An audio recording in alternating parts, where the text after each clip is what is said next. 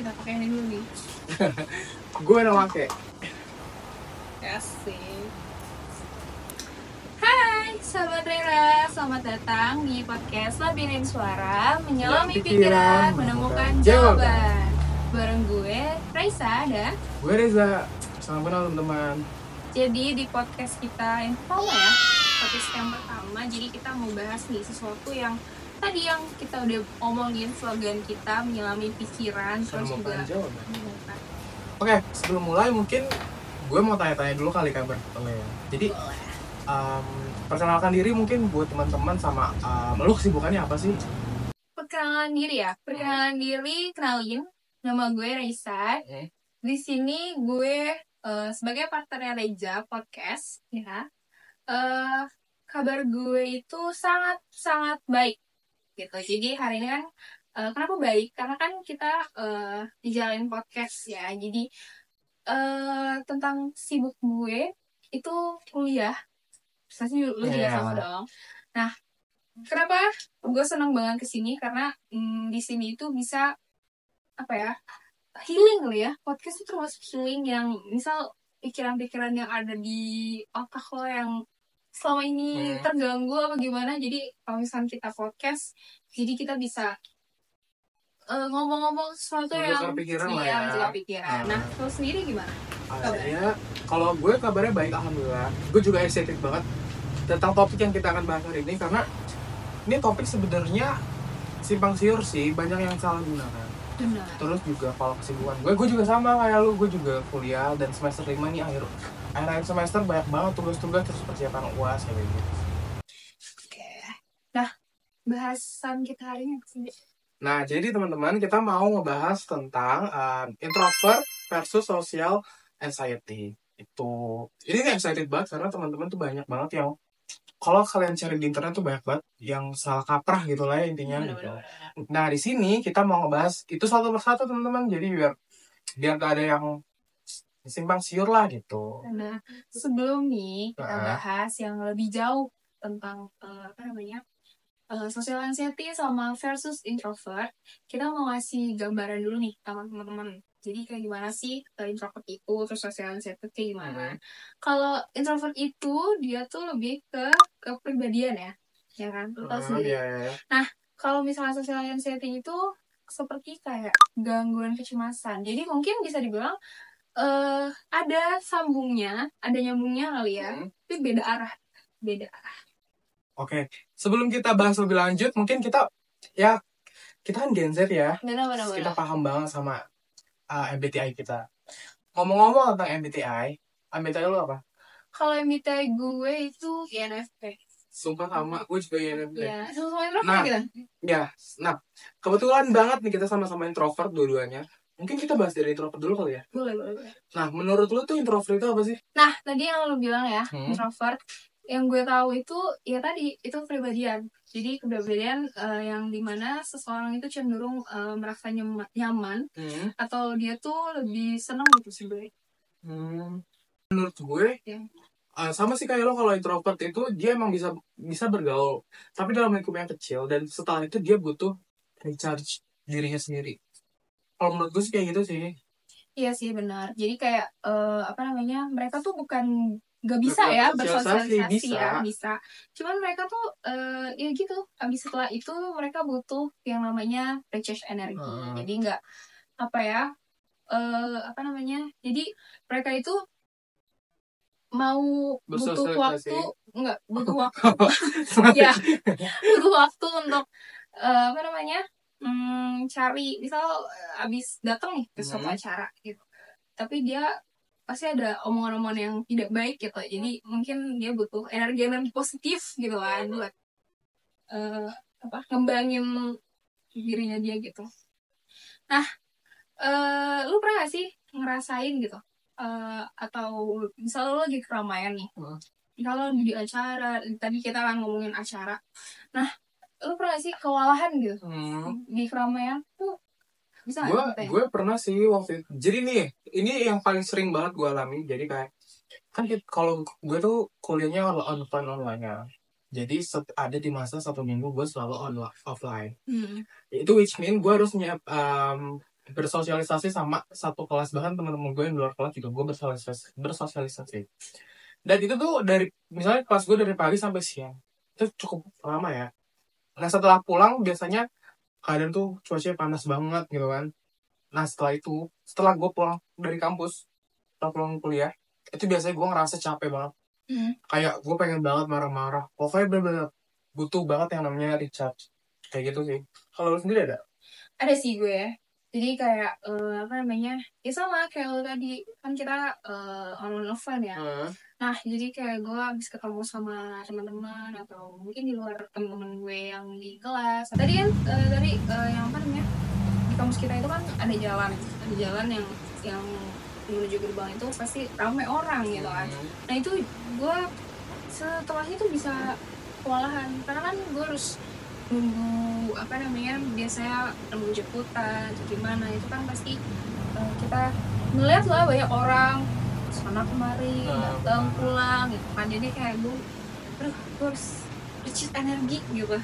Nah apa namanya, abis kewalahan nih pasti kan kita butuh tadi recharge energi ya kan. Biasanya apa sih yang lo lakuin gitu kalau ada di fase itu? Nah kalau gue itu biasanya recharge energinya itu misal di tadi kan gue kan biasa orang ya yang gue tahu recharge energi itu yang gue alamin itu biasanya bisa seminggu 2 minggu gitu. Atau mungkin bahkan bisa sebulan.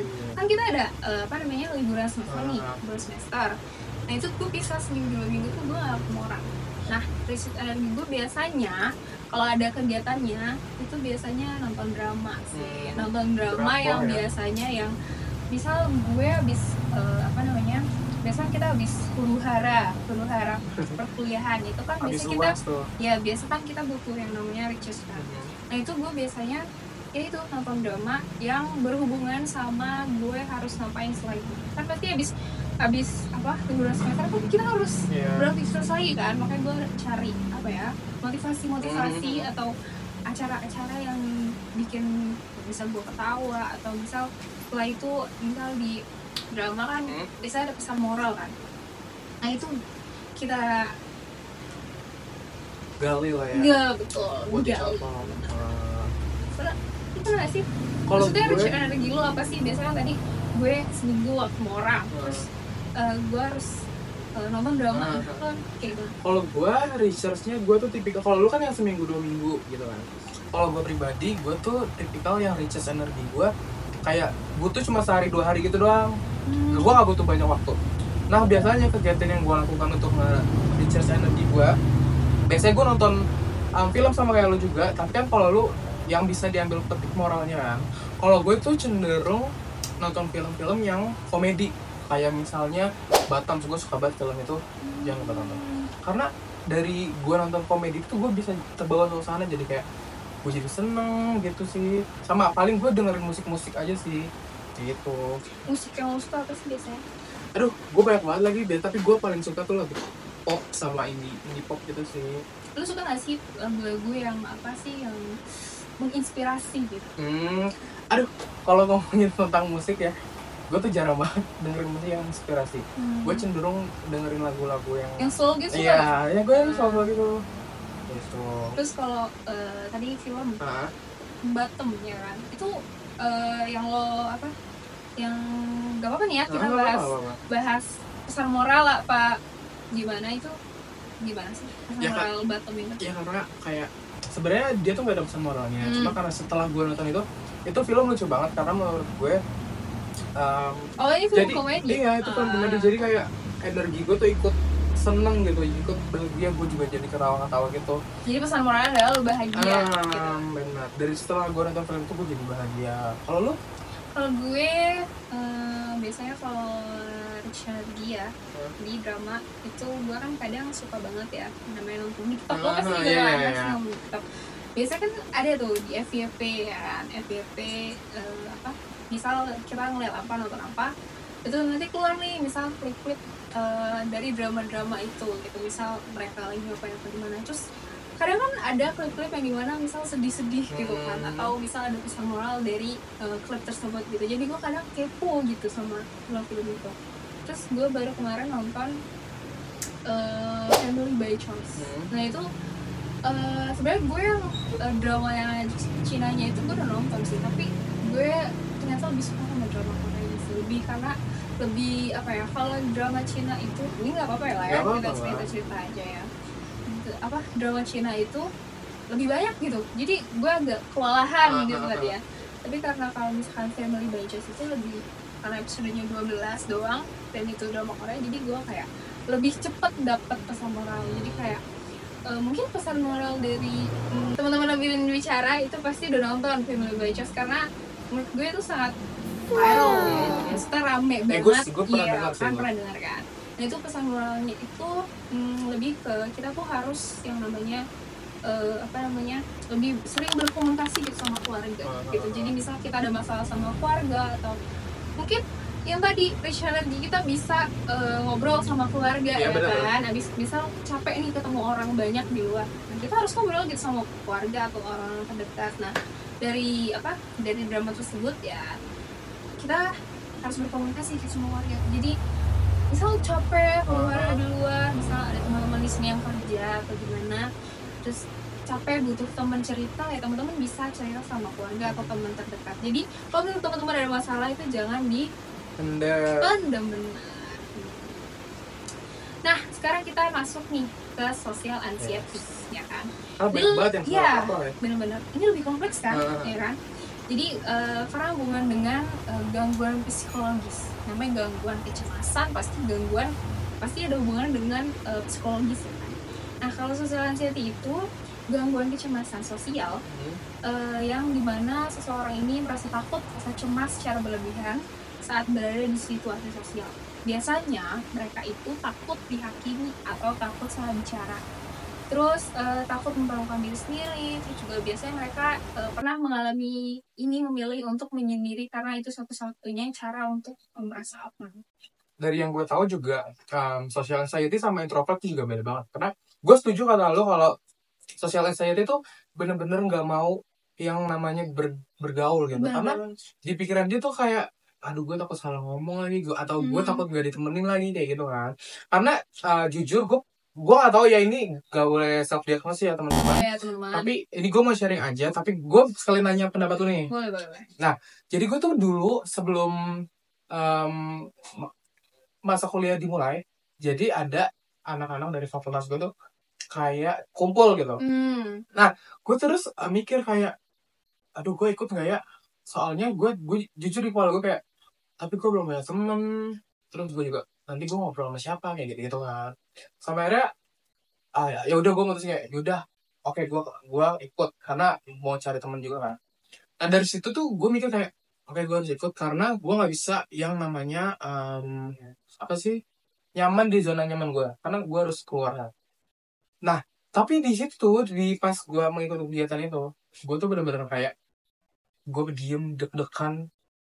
Terus juga gue kayak, gue nggak ngomong sama siapapun sebelum ada orang yang ngajak gue ngobrol. Nah menurut lo pribadi itu tuh bentuk dari social anxiety lo kan? Gue sih nggak bisa ya ngasih opini atas cerita lo, karena apa ya, biasanya ya kalau misalnya kita bilang iya atau oh iya deh social anxiety, ternyata menurut aku tuh enggak gitu.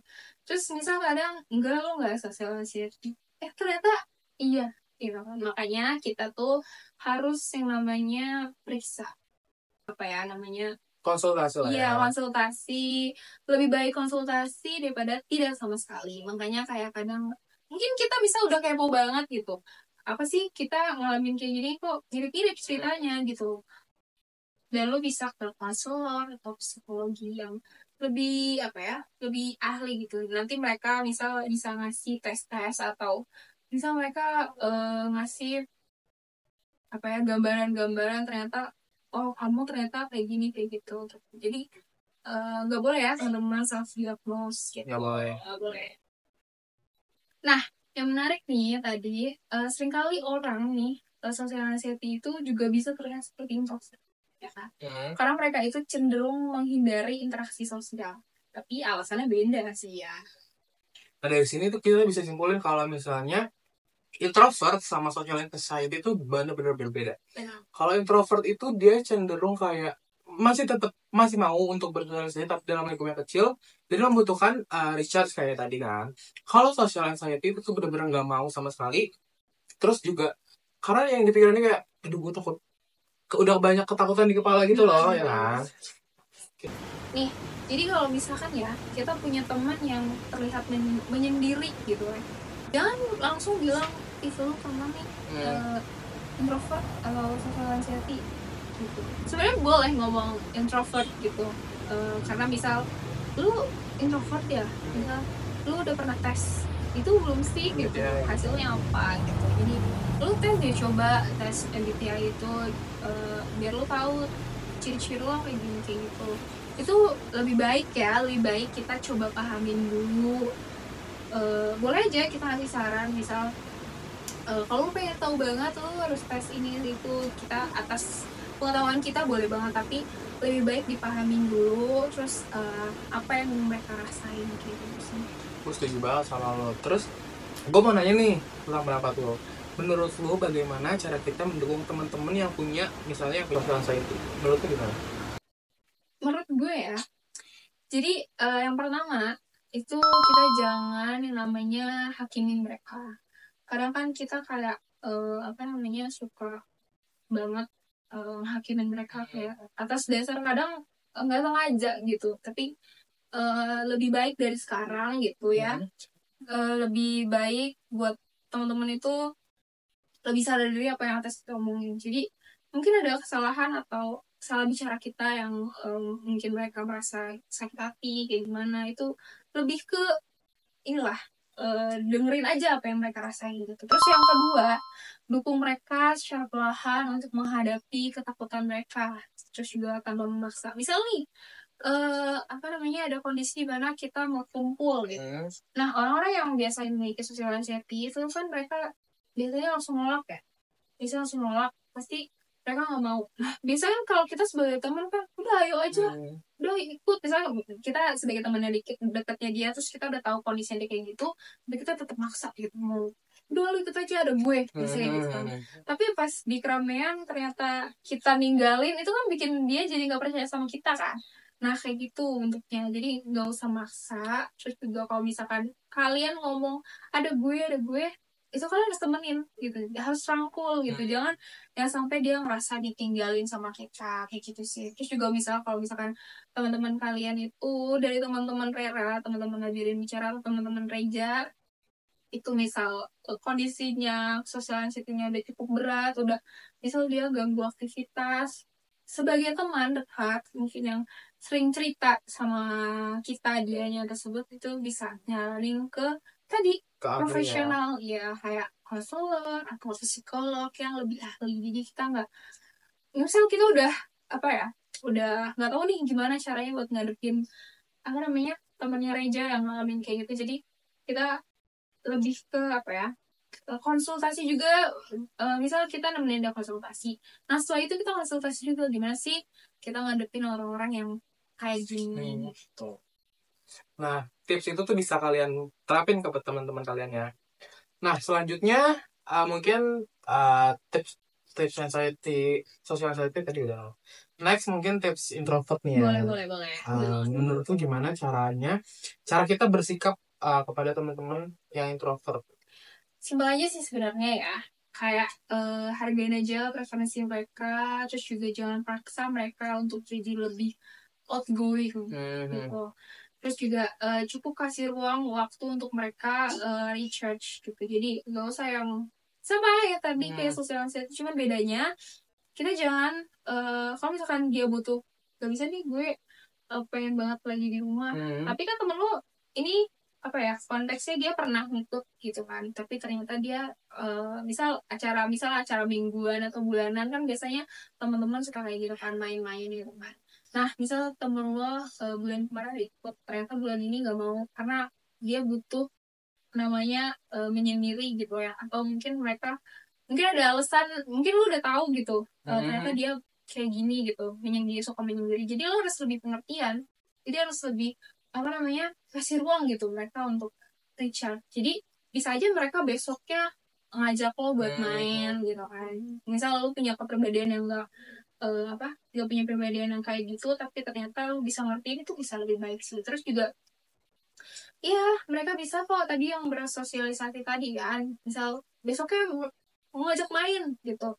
Tapi ya kadang itu caranya, ada caranya sendiri sih. Jadi kita lebih ke pengertiannya sih. Iya sih. Ya. Wah, seru banget ya kita obrolan kita hari ini. Seru banget. Semoga teman-teman lebih bicara bisa lebih paham nih tentang social anxiety sama introvert, karena itu benar-benar beda banget kan. Dan masih banyak yang salah kaprah kayak gitu. Benar. Dan yang penting kita itu harus saling mendukung, terus juga tadi memahami satu sama lain, pengertian. Jadi biar teman-teman kita itu nggak ngerasa sendirian gitu. Kalau orang-orang social anxiety gitu, terus teman-teman introvert juga mungkin pernah ngerasain. Jadi nggak semua orang sama gitu. Misal lo introvert atau apalah itu pribadian, jadi nggak boleh yang gue nggak kayak lo, jangan kayak gitu. Terus juga dan itu yang membuat dunia ini menarik gitu. Jadi semua tuh banyak banget ya kan. Nah kalau misalnya teman-teman punya apa aja? Punya pengalaman pribadi seputar introvert lah ya, kita masih belum ahli tentang social anxiety, bisa banget komen di bawah, kalian sharing aja, kayak bisa kasih tips, bisa kasih pengalaman, pokoknya apapun boleh banget komen di bawah. Oke? Mungkin pembahasan kita hari ini udah kali ya, karena kita udah nemuin jawaban, terus juga udah menyelami pikiran ya kan. Udah banyak tips nih yang mungkin kita ada salah kata ya. Boleh komen di bawah lagi ya, buat boleh banget kasih kita saran atau kritik, kita nerima saran kritik tersebut. Oke. Jangan lupa subscribe, like, komen, sama share ya podcast kita teman-teman. Sampai jumpa di episode berikutnya. Bye. Sampai lagi suara, bye bye.